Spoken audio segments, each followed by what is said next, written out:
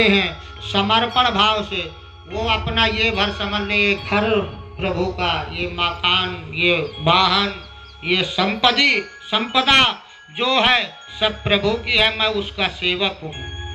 इतना भाव बना करके अगर समय मिलता है तो थोड़ा सुबह शाम भगवान का कीर्तन नाम ले लेता है तो इतने से ही उसका उद्धार हो जाता है। क्योंकि गृहस्थ आश्रम बहुत ही बड़ा बताया गया, क्योंकि गृहस्थ से ही सभी लोग आशा रखते हैं। साधु हो, पक्षी हो, चूहा हो, चींटी हो, कुत्ता हो, सभी लोग आशा रखते हैं कि ये खाएगा तो मुझे भी खिलाएगा।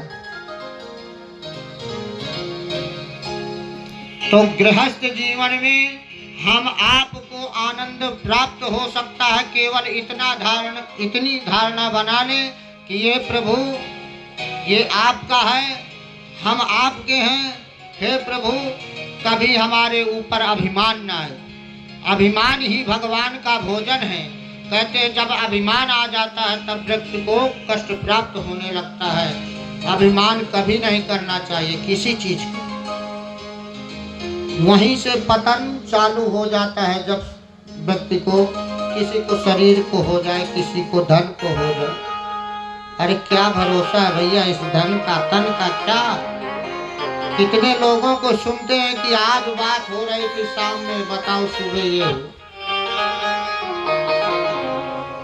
तो भगवान की कृपा समझिए, ये सुंदर शरीर दिया है, हर पल रक्षा कर रहे हैं। कभी सोचना विचार करना। अरे सूर्य नारायण भगवान प्रकाश देते हैं, कभी बिल लेने नहीं आती है। लाइट वाले लाइट देते हैं तो लाइट का बिल लेने आ जाते हैं। अभी पानी सप्लाई आएगा उसका बिल लेने। वरुण भगवान कभी आपसे बिल लेने नहीं आएंगे कि हमने बारिश किया। सूर्य नारायण भगवान कभी, ये प्रत्यक्ष देवता अच्छे की जल पावक गगन समीरा, ये हम आपके प्रत्यक्ष देवी देवता हैं। इतनी रक्षा करते हैं, कभी कुछ नहीं मांगते। तो सौनकादि महाराज 88,000 से सूत जी महाराज से प्रश्न किया कि महाराज कृष्ण भगवान की कैसे प्राप्ति हो। तो सूत जी महाराज बतला रहे हैं कि काल ब्याल मुखज्ञास त्रास निर्णास हेतवे श्रीमद् भागवतम शास्त्रम कलौ तीरेण भाषितम। ये जो संसारी लोग हैं काल के मुख में बैठे हुए हैं, इनका कोई भरोसा नहीं कब वो सर्प रूपी काल इनका मुख बंद करे और इनका जीवन समाप्त हो जाए। इसलिए सदा सत्संग करना चाहिए, सतमार्ग पे चलना चाहिए। पर कहते हैं एक बार की बात है, विघ्न मैंने बताया कि 100 आते हैं।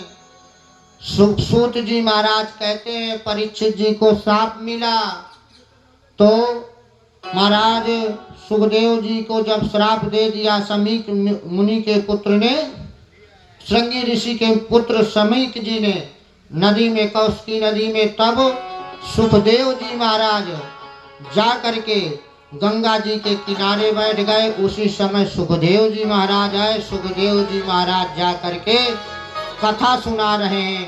वहाँ की कथा सुना करके सूत जी महाराज कह रहे हैं वहाँ भी कथा में विघ्न पहुँच गया। क्या विघ्न आया?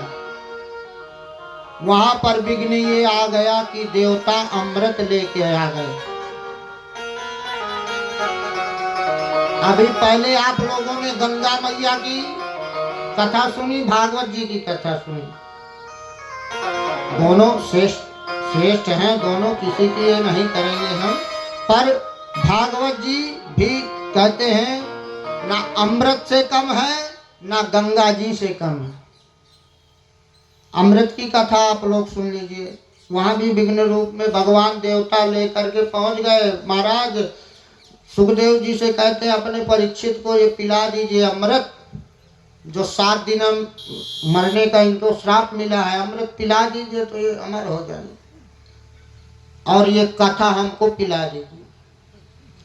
तो महाराज सोचने लगे सुखदेव जी की, बताओ ये ठगिया बन के आए हैं, विनिमय के भाव से आए हैं।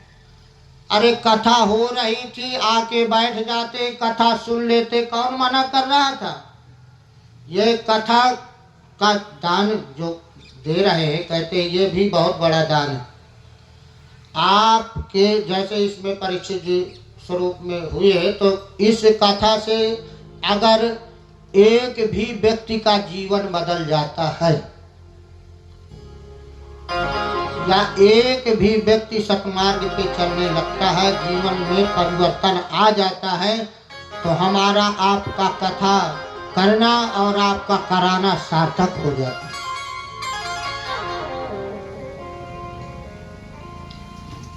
तो महाराज देवता अमृत दे रहे हैं। सुखदेव जी महाराज पूछते हैं परीक्षित जी से, क्या करना है आपको, अमृत पीना है कि ये भागवत पीना है, भागवत पान करना है।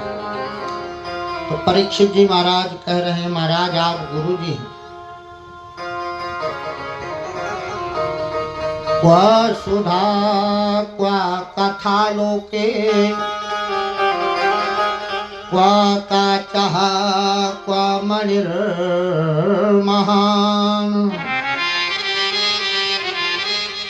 ब्रह्मरातो विचारेवं तदा देवान् जहासः। सुखदेव जी महाराज कहते परीक्षित जी से, महाराज ये अमृत आप इसकी महिमा सुनो, और क्वा काचः क्वा मणिर महान, ये कांच के समान है और ये भागवत कथा अमृत मणि के समान है।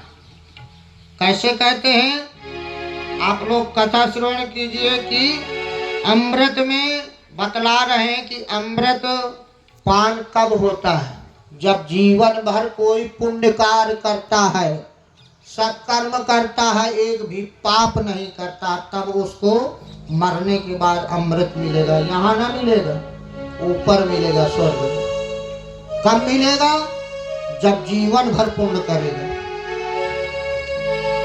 तो क्या करना पड़ेगा, जीवन भर परिश्रम करना पड़ेगा।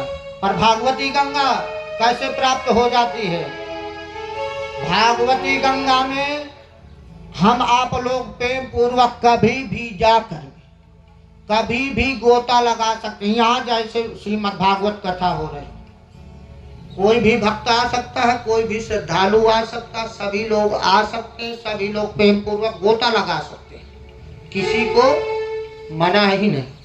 पर उसमें सभी लोग नहीं प्राप्त कर सकते, इसमें भागवत जी में सब लोग प्राप्त कर सकते हैं। अमृत के अधिकारी सभी नहीं है, अमृत का अधिकारी वही है जो जीवन भर पुण्य करेगा, तो वो कठिनाई से प्राप्त होगा। ये श्रीमद् भागवती गंगा सरलता से प्राप्त।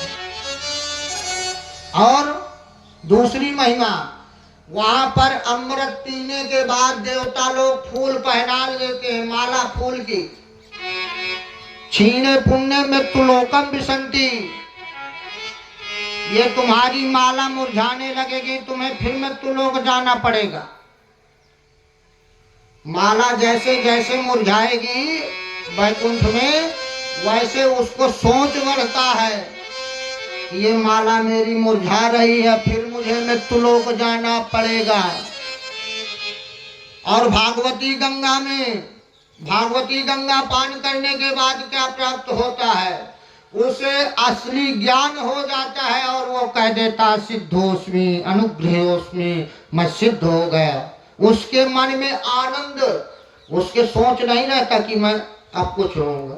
वहां माला पड़ी रहेगी तो वो सोच में पड़ा रहेगा अमृत पान करने के बाद भी। और यहाँ की जो ये श्रीमद् भागवती गंगा है, इसको पान करने के बाद वो सिद्ध हो जाता है। तो श्रीमद् भागवती गंगा, गंगा जी और अमृत की समानता। और अमृत समुद्र मंथन में एक घड़ा निकला था भैया, उसी को देवता पी रहे हैं, आज भी पी रहे हैं। कितना कितना पीते होंगे हम आप अब अनुमान भी लगाएं, और कैसे पान करते, अभी वो घड़ा भरा भी। तो कंजूसी से पीते हो, और इसमें कोई कंजूसी नहीं। 3 कंजूस थे। गांव वालों ने कहा कि तुम जीवन में कुछ नहीं किया, कुछ करो, धर्म करो या कुछ करो। कहते महाराज क्या करें? सब लोग कहते वो सोचते हैं तीनों, पर कहते नहीं। फिर उन्होंने सोचा अरे चलो कह रहे हैं सभी लोग तो कर लेते हैं। बड़ी कोशिश करके कहते हैं हम अपने शरीर के लिए खर्चा कर रहे हैं। कहते हैं धन प्राप्त हो तो दान धर्माय सुखाय स्वजनाय। कहते हैं दान अगर प्राप्त होता है तो स्वयं सुख के लिए, परिवार सुख के लिए, दान के लिए, नहीं फिर उसकी भोग, अपना भोग विलास के लिए, नहीं फिर उसका तो नष्ट तो होना है। तो वो तीनों सोच करके जाते हैं आज हम घी लाएंगे, घी और घी खाएंगे, हम भी दिखाएंगे गांव वालों को कि हम भी खर्चा करते हैं। और तीनों जा करके 1-1 किलो घी लाते हैं, पर क्या करते हैं तीनों भर लेते हैं अपने अपने डिब्बे में। और कंजूसी पर मन से जाती नहीं। वो एक कंजूस क्या करता है, एक सलाई लेता है, रोटी बना के रखता है, उस सलाई को उसमें डुबोता है घी में, सभी रोटियों में चुभो देता है, कह देता है चलो भैया सब चुपड़ गए। दूसरा क्या करता है, ऊपर एक लगा देता है, एक नीचे, और सब सोचता है सब में लग गया। तीसरा तो और बड़ा भैया है, वो केवल उस डिब्बे को लेता है और रोटियों के ऊपर घुमाता है और कहता है लग गया, रख देता है। तीनों मिले, कहा क्या हुआ भैया? कहा तुम्हारा कितना बचा? वो कहता हमारा एक खाना थोड़ा नीचे पहुंच गया। दूसरा कहता है हमारा भी थोड़ा आधा हो गया। तीसरा कहता है हमारा तो जैसे के तैसे है। पूछते कैसे भैया तुम्हारा इतना खर्चा हुआ, 1 पॉइंट कैसे? तो कहा मैं एक ऊपर वाली में लगाता हूँ, एक नीचे वाली में लगाता हूँ, और सोच लेता हूँ कि सब में लग गया और प्रसाद खा लेता हूँ।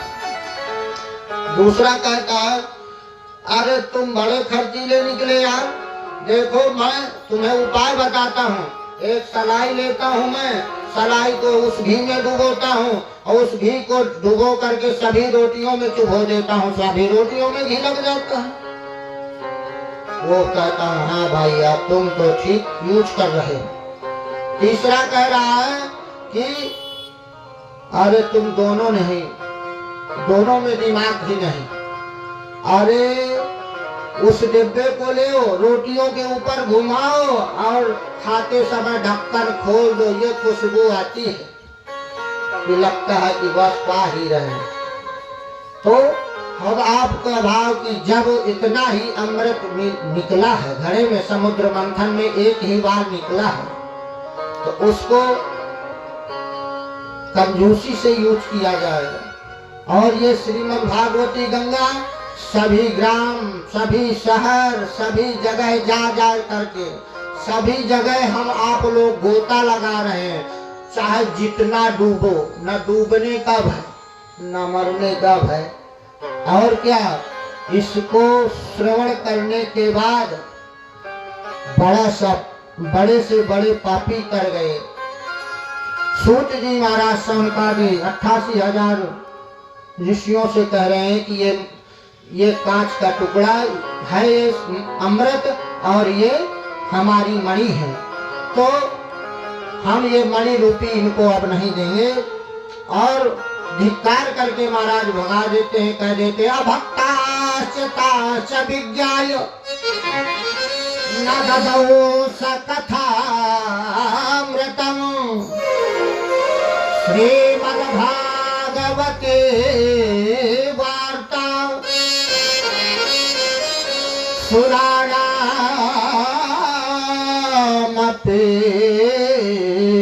दुर्लभ। अभक्ताश्च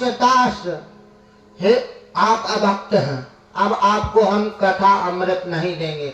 आप भी बैठ जाते, प्रेम पूर्वक कथा सुन लेते। जो देवताओं को दुर्लभ है श्रीमद् भागवती गंगा, आप हम आपका जन्म जन्मांतरों का भाग्य उदय हुआ है, भोले बाबा की कृपा हुई है, तो हम आप सब लोग 7 दिन प्रेम पूर्वक इसमें गोता लगा सकते हैं। जो देव दुर्लभ वाणी है, तो सभी ग्रामवासियों से, सभी से प्रार्थना है कि ऐसा अवसर हाथ से ना जाने दें और अधिक से अधिक संख्या में आए। क्यों? जो एक दूसरे को निभा के भी लाता है तो उसको भी फल प्राप्त में होता है। कैसे?